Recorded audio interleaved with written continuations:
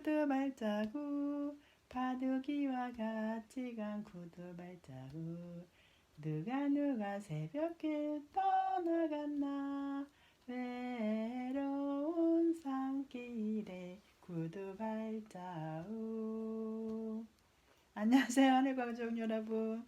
제가 지금 뒷산을 하늘가족 여러분 생각하면서 뒷산에 가보니까 뒷산 그 소나무 밑에는 아직 그 눈이 하얗게 쌓여 있어요.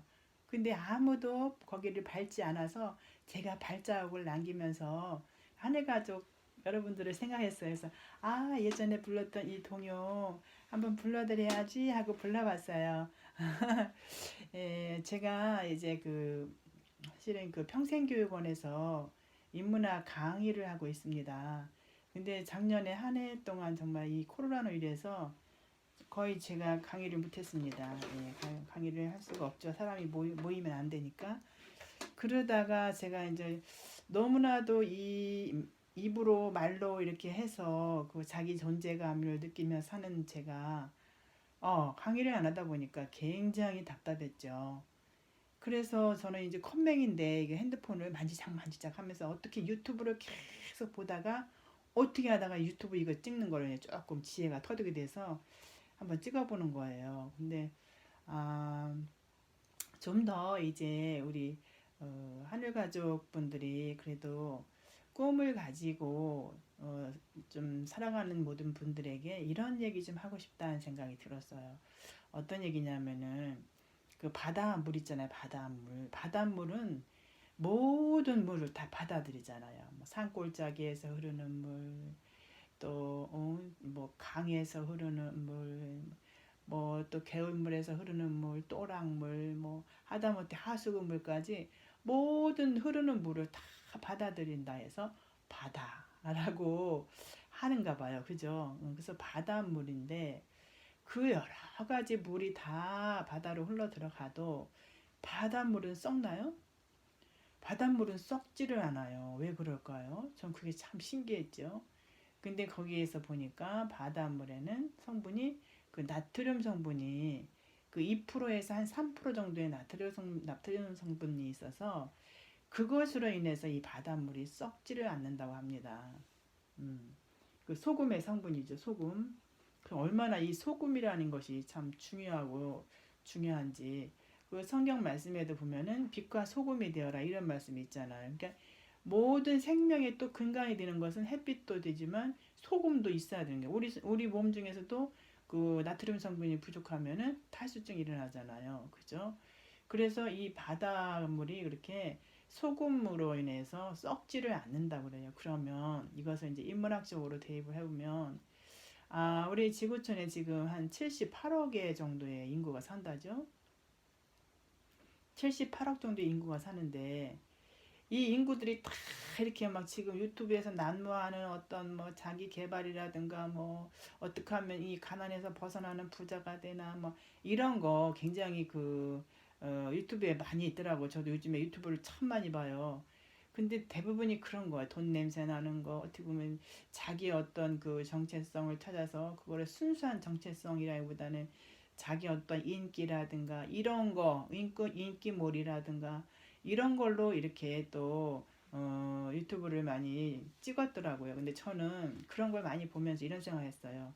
아, 나는 그럼 이렇게 많은 사람들이 정말 90% 이상의 사람들이 선호하는 이 주제를 벗어나서 이런 주제는 이런 분들이 너무 많이 하니까 저는 이제 그 밖에 그들이 모두 100명이라면 한 98명, 97명 이상의 모든 이 저기 주제가 거의 비슷해요. 근데 저는 그러면 2, 3%의 주제를 한번 다루고 싶다. 이런 생각이 어느 날 퍼뜩 들었어요. 그러면 여러분, 제가 힌트를 드렸지만 2, 3%의 그 주제는 뭘까요? 응?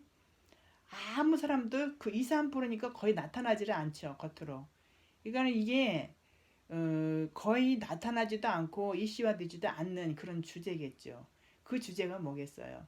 인기하고는 상관없고 또 그 마케팅하고도 상관이 없고 돈하고도 상관이 없고 이런 주제가 되겠죠. 그럼 저는 정말 이제 앞에 그 저의 유튜브에서 들으신 분도 계시겠지만 저는 이상하게 20대부터 그 영원한 것에 대한 그런 추구가 있다 했었잖아요. 영원한 것을 추구하고 또 가치 있는 거에 대해서 추구하고 의미 있는 거에서 추구하다 보니까 이제 문학 세계라든가 철학 세계라든가 이런 인문학 쪽으로 계속 파고들었던 것 같아요. 그게 지금 20대부터니까 지금 한 40년이 넘었네요. 어쩌면 제가 그 시작은 초등학교 때부터 있었을 것 같아요. 제가 초등학교 4학년 때 그때는 국군장병 아저씨께 편지를 쓰는 그 시간이 많이 있었어요. 근데 이제 한 60명이 넘는 한 클래스에 60명이 넘는 그 학생들을 다 이제 편지지를 주면서 이 국군장병 아저씨께 편지를 써라. 이렇게 했을 때 저는 이상하게 오빠도 없지 그 위에 또 아저씨들도 없지 이렇게 남자에게 편지를 써본 일이 없어요. 또 아버지한테도 편지 써본 일이 없고 엄마한테는 편지를 많이 썼는데 이상하게 아버지한테는 편지를 안 써지게 됐어요. 그래서 이게 국군 장병 아저씨에 대한 그런 게 너무 생소해서 좀 낯설었던 기억이 나는데 그때 편지를 썼는데 그때 담임 강사님이 저를 교무실로 불렀어요. 부르시더니 너 이 저기 아직 이렇게 다 써서 내지 않은 애들이 많으니까 편지를 좀 더 쓰고 가래요. 그러니 그 낯설은 대상에게 계속 편지를 쓴다는 게 쉬운 일이겠어요? 그래도 저는 그때 뭐라고 쓰고 썼는 것 같아요. 교무실에서 계속 편지를 쓰고 이제 늦게 집을 갈 때 선생님께서 그 학교에서 나눠주는 급식 빵이 있었거든요. 둥그란 빵. 지금으로 말하면 바게트 빵 같은 거예요. 달지도 않고 그 담백한 그 빵이 이게 손바닥 같이 둥그런 빵이 있는데 이거를 이렇게 몇 개 주셨어요. 그래서 집에 가서 이거를 엄마하고 이제 맛있게 쪄서 좀 차가우니까 쪄서 먹었던 그런 기억이 나요. 근데 그 후에도 계속 이제 글짓기라든가 이런 행사가 있을 때는 이제 주시하시더라고요. 담임 선생님께서 주시를 하시고 또 학교 대표로 어디 글짓기 대회를 나갈 때는 저를 또 보내주시고 이러시더니 나중에는 너는 커서 시인이 되거라 이렇게 말씀하셨어요. 그리고 그때 뭐 초등학교 4학년 때 어떤 뭐 시인이라는 그런 개념도 없었고 시인은 그렇게 국군장병 아저씨처럼 막연한 대상이었어요. 아 시인이 되다는데 시인이라는 사람을 봐봤어야죠. 본 적이 없기 때문에 그래서 나는 그냥 마음으로 나는 시인이 되라고 하시는데 이상하게 그걸 이제 내 안에 담았어요. 담고서 계속 저는 이제 뭐 책 보는 거 워낙 좋아하다 보니까 책이란 책은 이제 많이 읽었죠. 없는 책이지만 계속 반복해서 읽었고 그보다 더 앞서 우리 친정 어머니께서는 제가 이제 이렇게 유약했대요. 신체적으로 유약해서 밖에 뛰어 나가 놀지를 않으니까 어머님이 이제 지금으로 말하면은 애들 이제 그 뭐죠? 가정 교육이죠. 어머니가 옛날에 그 이제 뭐 다 종차 어, 흥부농부전 뭐 콩쥐팥쥐 뭐 토끼와 나무꾼 선녀와 나무꾼 뭐 토끼와 거북이 이런 어떤 이런 그 동화책을 책이 아니라 이렇게 기름 종이로 엮어진 그런 이야기 책인데 그걸 어디서 구입해 오셔가지고 그걸 시간이 날 때마다 계속 읽어주시는 거야. 그런데 저는 그게 정말 그 어머니가 그 나름대로의 구연동화를 구성지게 해주셨어요. 그래서 그거를 그냥 같이 감동에 입이 돼서 막 슬프면 울고 또 재미있으면 깔깔거리고 웃고 이게 하나의 어떻게 보면 문학의 모티브가 된 것 같아요. 예, 그래서 저는 어머니로부터 그렇게 많은 동화를 이제 들었고 이제 글씨가 눈에 띄었을 때부터 이제 책을 좋아했고 밖에 나가 노는 것보다는 책 속에서의 상상의 나래를 펼쳤죠. 그러고서 이제 시를 이제는 이제 중고등학교 때 되면서 이제 시라는 거를 만나게 됐죠.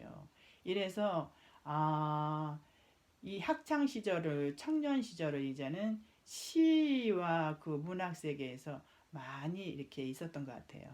그 속에서 좋은 분들도 많이 만나고 좋은 작품들도 많이 만나고 이렇게 계속 보고 듣고 하다 보니까 어떻게 되겠어요, 이제 저도 한번 써보고 싶겠죠. 그래서 어느 날 이제 그 시를 작품을 공모하는 곳에 제가 이제 공모를 보내서 이제 신인